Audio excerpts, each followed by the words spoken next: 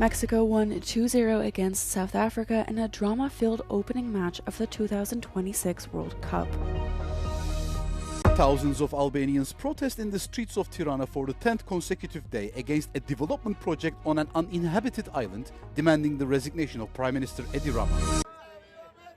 Mexico made an immediate impression in a drama-filled opening match of the 2026 World Cup, winning 2-0 against South Africa in a game that produced 3 red cards.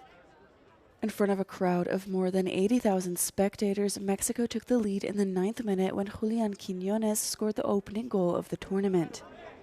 35-year-old striker Raúl Jiménez headed in Mexico's second goal at the Estadio Azteca, which became the first stadium in the world to host games at 3 World Cups. South Africa had Sfefelo Sitole dismissed for denying a goal-scoring opportunity before Themba Zwane was shown a red card for a slap. Mexico's Cesar Montes was also sent off for a late foul.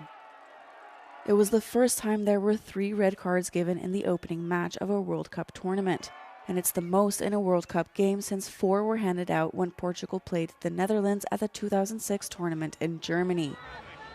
Before kickoff, Colombian superstar Shakira and Nigerian singer Burna Boy performed Die Die, the official song of the tournament, and Italian tenor Andrea Bocelli rounded off the opening ceremony. The second opening day match saw South Korea take a late-game lead against the Czech Republic, leading them to a 2-1 win. Mexico now has 3 points in Group A and plays South Korea next Thursday in Guadalajara. U.S. President Donald Trump says he's canceled planned strikes on Iran on Thursday night, once again hinting at the possibility of signing a deal, a move he's resorted to repeatedly but has yet to deliver. Trump claims talks had been approved in Iran at the senior official level, with a deal expected to be signed in Europe in the coming days. His claim was, however, denied by Iranian state media, which reported no text had been approved. The wind-down comes after an earlier post where the Republican president had vowed very hard hits by the U.S. military on various positions across Iran, and would have been the second consecutive night of U.S. attacks despite the fragile truce.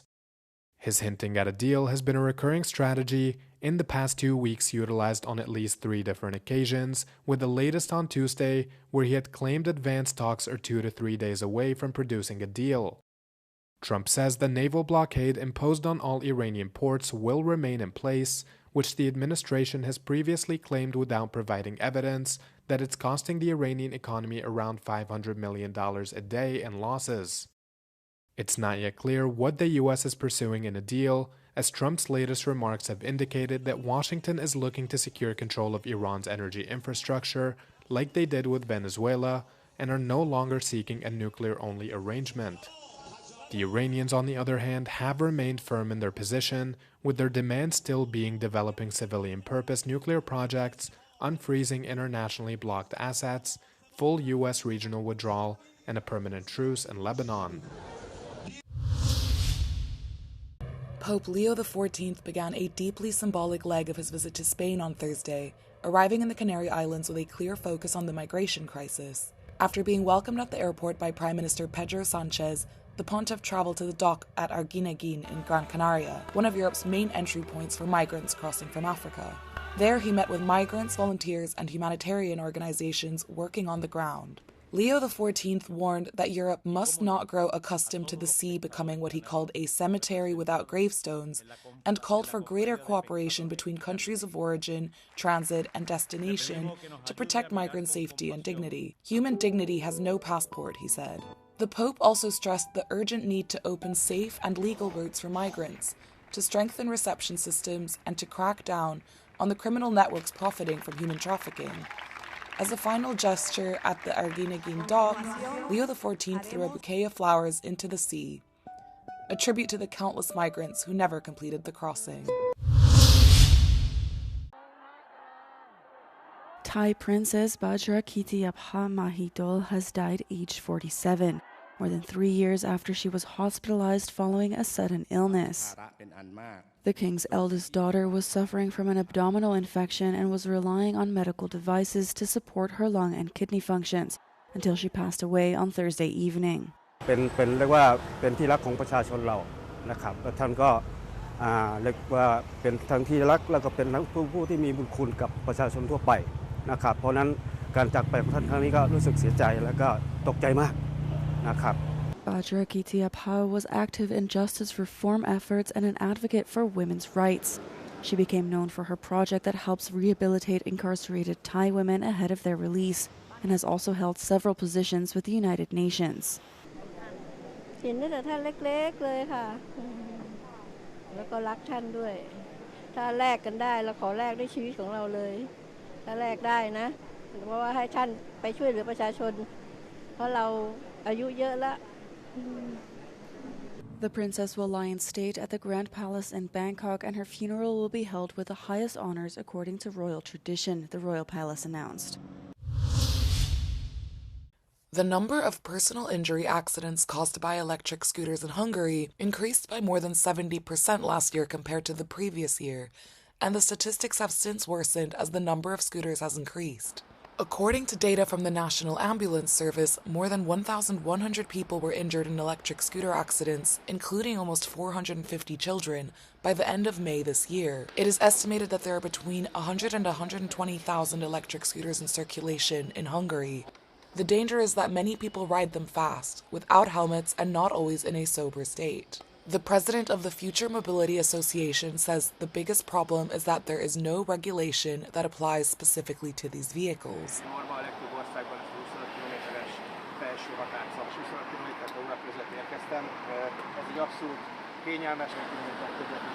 A mi tapasztalataink azt mutatják, hogy alapvetően a rolleresek nagy része szabálykövető. Nyilván van közöttük olyan, aki rugalmasabban kezeli a szabályokat, de hogyha lenne egy olyan keretrendszer, amit megfelelő edukációval minél szélesebb körben el lehetne juttatni a riderekhez, akkor azt gondolom, hogy sokkal kevesebb baleset lenne. És emellett nagyon fontos lenne az is, hogy nem csak a rendvédelmi szervek, hanem az egyébként nem rollerrel közlekedők, például az autósok vagy kerékpárosok, vagy ne adj Isten akár a gyalogolók is tisztában legyenek azzal, hogy hol találkozhatnak szembe rolleressel a városban. According to Transport Minister David Vitezi, the regulation of electric scooters is such an important issue that it cannot wait for a comprehensive amendment of the highway code, but must be addressed sooner. He proposes a separate phase for the rules on high-powered scooters because of the increasing number and severity of accidents. Other European cities are facing similar challenges. In London, where e-scooters operate under a tightly regulated rental scheme, more than 2 million trips were recorded last year and serious injuries remain rare. But concerns persist over pavement clutter, accessibility, and the widespread illegal use of private scooters, showing that regulation alone is not a complete solution.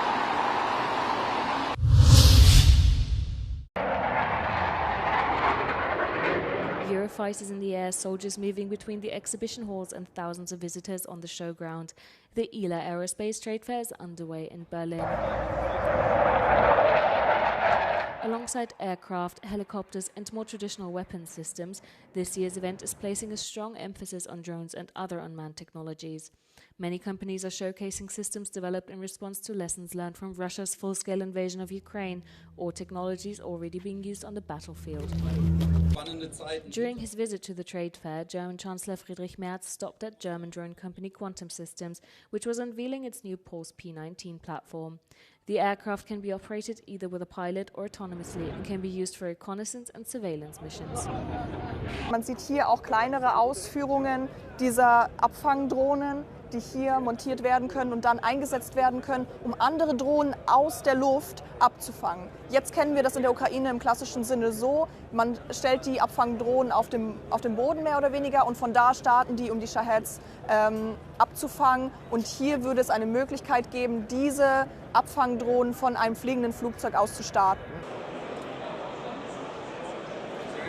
Drones and autonomous systems are among the technologies attracting the most attention at this year's event. The trade fair brings together manufacturers, investors, military leaders and politicians to discuss how these technologies are evolving, which capabilities will be needed in the years ahead, and the role European companies can play. As Europe's security landscape continues to change, these questions have become increasingly important.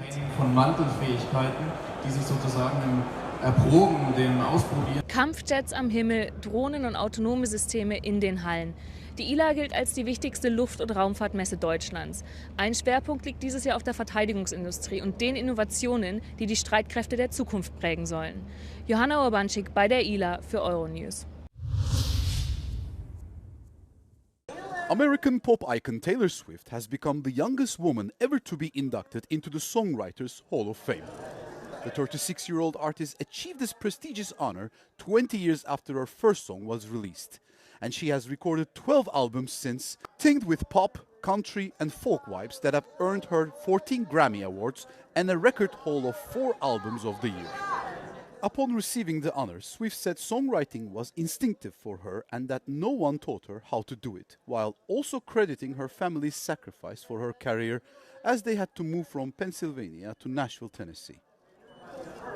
Taylor Swift has undeniably shaped contemporary pop music trends with her songwriting, and she was honored alongside other important figures, including Gene Simmons, Paul Stanley, Christopher Stewart, Alanis Morissette, and Kenny Loggins.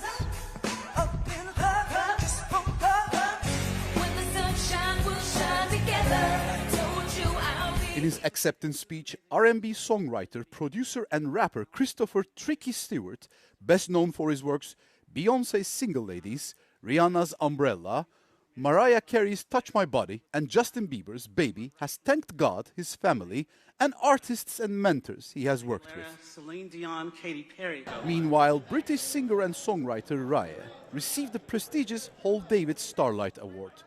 She ended her speech by stating that songwriters deserve a cut of master royalties.